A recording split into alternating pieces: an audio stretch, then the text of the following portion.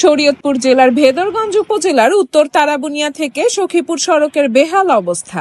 শরীয়তপুর জেলার ভেদরগঞ্জ উপজেলার উত্তর তারাবুনিয়া থেকে সখীপুর সড়কটি ১৯৮৫ সালে নির্মাণ করা হয়েছিল।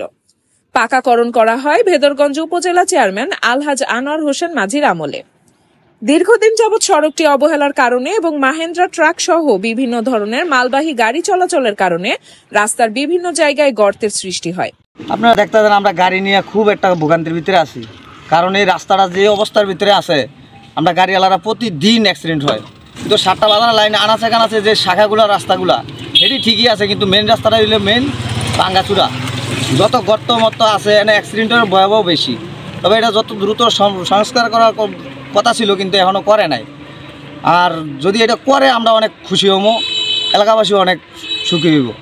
এর ফলে সাধারণ যানবাহন চলাচলের অনুপযোগী হয়ে যায়। ভাই আমি এই রাস্তাটা আছেন, এই রাস্তা হলো অনেক খারাপ। আমরা বাচ্চাদের নিয়ে এই মাদ্রাসায় আসতে পারি না, বাচ্চাদের নিয়ে আসতে গাড়ি নিয়ে আমরা পড়ে যাই, কয়েকবার পড়ে গেছি। বাচ্চাদের এই যে ছোলা হয়ে গেছে, রাস্তাটা অনেক খারাপ। এই রাস্তাটা যে দূরত্ব কাজ হয়, আপনার সাংবাদিক সহকারে যাতে রাস্তার দূরত্ব কাজ হয়ে যায় শেষ হয়। ঠিক আছে ভাই।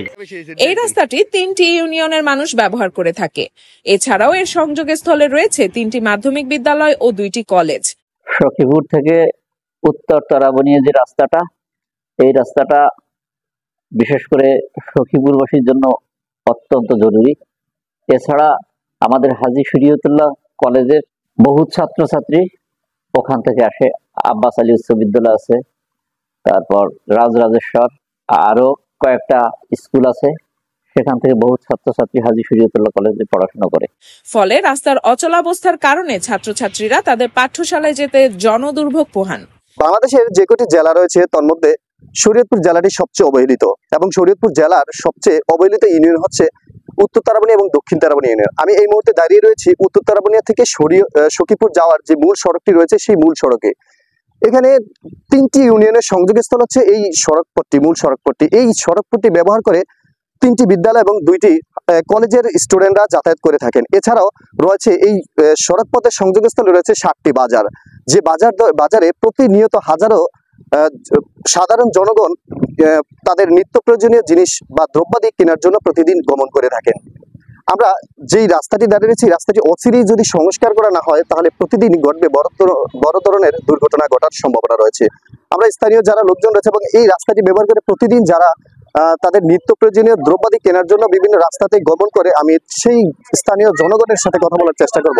এবং এছাড়া যারা প্রত্যেক দিন এই রাস্তাটি ব্যবহার করে তাদের নিত্য প্রয়োজনীয় বা জীবিকা অর্জন করে থাকে বা জীবিকার তাগিদে গাড়ি চালিয়ে থাকেন, এবং বিভিন্ন ড্রাইভার রয়েছে, অটো ড্রাইভার থেকে শুরু করে মোটরসাইকেল ড্রাইভার, তাদের সাথে কথা বলে আমরা জানতে চাইবো যে এই রাস্তাটি যদি অচিরেই সংস্কার না হয় তাহলে কি ধরনের দুর্ঘটনা ঘটার সম্ভাবনা রয়েছে।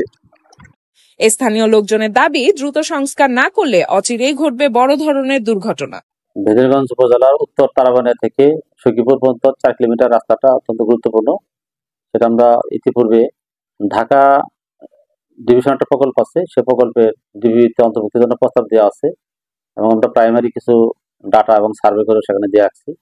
সেই প্রকল্পটা রিভিশনে অনুমোদন হইলে হয়তো আমরা এখান থেকে করতে পারবো। তাছাড়া সাধারণ রক্ষণাবেক্ষণের মাধ্যমে এটা করতে গেলে অনেক ব্যয়বহুল হবে। আপনারা দেখছেন সরেজমিন, সঙ্গে আছি আমি এম এন জসিমউদ্দিন।